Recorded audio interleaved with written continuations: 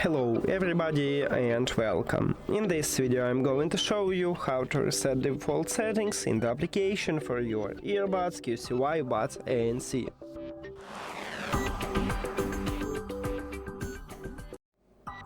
You have to start by open QCY application. And now, if we go to the sound, right here I have custom equalizer preset, I use it. If we go to the settings, I customize some gesture.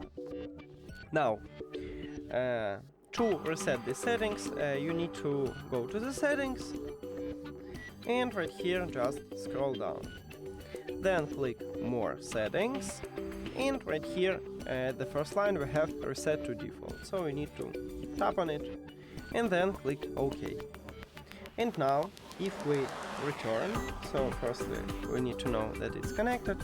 If we return to the sound, as you can see, it used default preset, so it just swapped from my custom preset to the default one. And for the settings, for the gesture, we have it by default.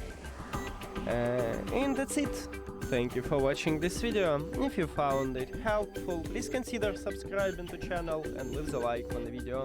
See you later!